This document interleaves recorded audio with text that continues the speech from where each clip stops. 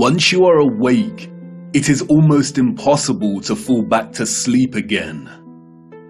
Once you discover that the Earth is not a spinning globe, but a flat and stationary plane with a firmament above it, everything changes. The trusted voices and satanic scientific priests who once shaped our reality and understanding of the world are no longer reliable. Our first-hand experience of the Earth as a stationary realm is at odds with their fabricated narrative of space and spinning planets. The scarring of our land and the barbaric mining of Earth's once majestic giant trees is at odds with the history books and geological narrative. And the awake are left wondering, what on earth happened?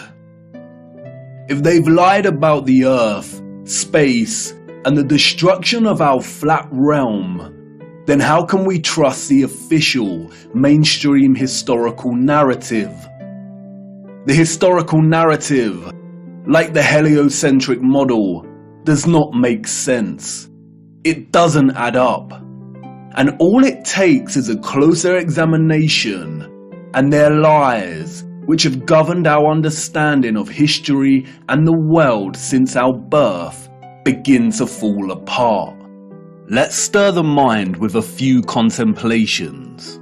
We are told that the first true power tool was invented in 1895, when a German company combined an electric motor with a manual drill. The drill weighed 16.5 pounds and required multiple operators. It wasn't until 1957 that a company called Bosch began designing power tools in bulk that were both economical and powerful. So then how did our historical ancestors, a more primitive, underdeveloped people, design and build some of the structures we encounter? What about all the gigantic monolithic stones we encounter that have been cut with such precision? Ask yourself, could you repeat this today with the arsenal of equipment we have at our disposal? And what about the magnificent ancient stepwells of the East? Stepwells, we are told, were multi-storied wells built by our primitive ancestors as ways to preserve the water supply during droughts.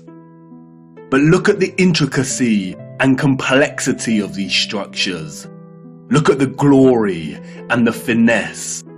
Look at the geometric precision. All dug out and crafted from using hand tools.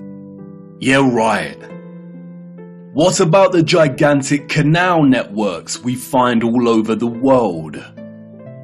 The Erie Canal in America was allegedly built between 1817 and 1825. There were no civil engineers in America at this time. The people responsible for planning construction were novices, we are told. The canal is 12 meters wide and 4 meters deep. The Erie Canal spans 363 miles. But this was not just a case of digging each day for the Irish immigrants and their oxen companions.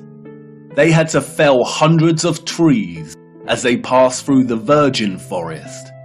They had to build complicated aqueducts and locks, and they had to pass through the Niagara Escarpment, an 80-foot high wall of hard limestone. They had to use black powder to blast through this, we are told, as dynamite had yet to be invented. The canal spans 363 miles and was constructed over an 8-year period. This means that on average, 1 mile was completed every 8 days. What a record, especially since those responsible were novices, and power tools and dynamite were yet to be invented.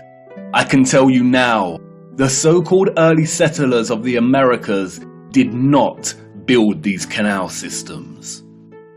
And what of the grand and magnificent castles scattered across our realm? Did you know that most were designed and constructed without plumbing systems and methods to heat rooms properly? The royal and the elite of the past were content without having the accessible necessities of survival, just as long as they could live within the grand and the glorious, while the peasants, in their modest abodes, enjoyed warmth throughout the long dark winters? I don't think so. And of course, there is the impossibility of the Great Giza Pyramid Complex.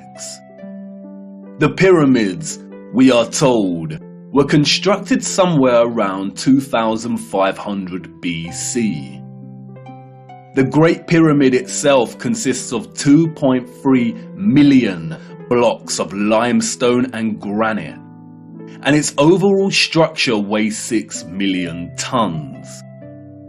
The largest granite stones weigh between 20 and 80 tons each. 20 tons is 20,000 kilograms. These blocks were carved from quarries with copper chisels and allegedly transported from 800 kilometers away. The so-called experts can only theorize that a vast amount of slave labor was required. Being gullible and falling for the official narrative of slave labor is one thing, but can someone please explain how the air shafts of the Great Pyramid align so neatly with the circumpolar stars? And then there is the curious case of star forts, or what the official liars of the world call bastion forts. Developed in the late 15th and early 16th century, these forts, we are told, were designed during an era of gunpowder and the cannon. The geometric design offered a nation's military protection against blind spots during conflict. Of course they did. We all know that the best protection during war is to design a fort with such precise geometric patterning. Has any real historian ever stopped to think just how perfect the geometry is here? Our primitive ancestors did not have the technology to view structures from above, but they still managed to achieve this? Give me strength. There is no way. We could not produce such perfect geometry on this scale today. We've been fooled once again. We have been indoctrinated with a false historical narrative and timeline. And, like the silly heliocentric model, all it takes is a closer look at this narrative and things soon start to fall apart, and the lies become so blatantly evident. Because of their satanic lies, piecing together an accurate, honest historical timeline has become an impossible Rubik's Cube. The official narrative, a Pandora's box, only offering us tiny clues, half-truths and deceptions. The stitchings of our true historical timeline have been loosened. The contents erased and muddled before we were even born into this world. And herein lies the problem. How to know where you are going if you don't know where you are in the first place? But you see, awakening is truly a gift. Once awake, we learn that we've always had the answers right in front of us. We've always had more than we know. But we had to regain our sight first before things started falling into place. Before things started to make a little more sense. And here we are again, viewer, at the precipice of another great journey.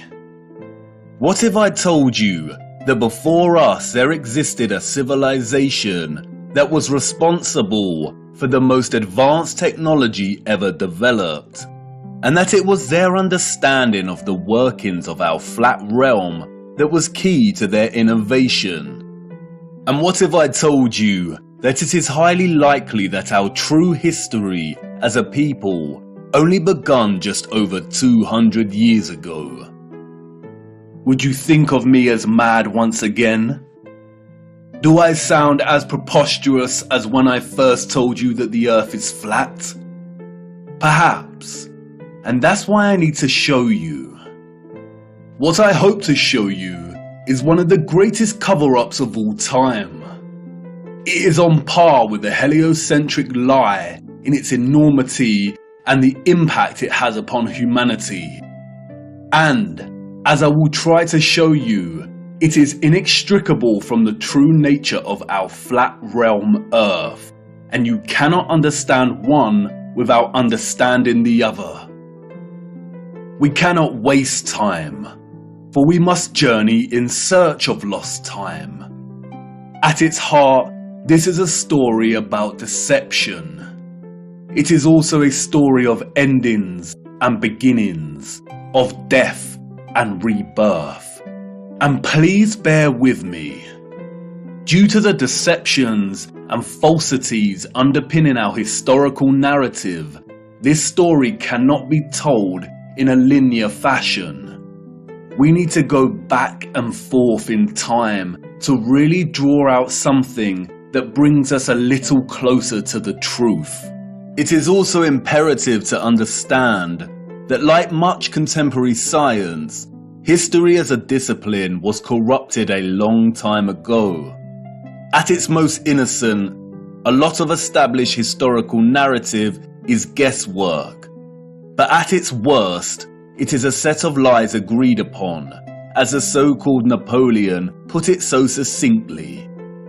We are going to be digging in the dark. No historian will be there to help us. We are alone in this journey. Our journey is a hunt for things buried in plain sight. And things may become a little uncomfortable at times, but it is necessary. We have been living a comfortable lie for far too long now. Come on, jump in and put your seatbelt on. For to understand our place in the world, we need to do the unthinkable. It's time for us to take a journey back to the future.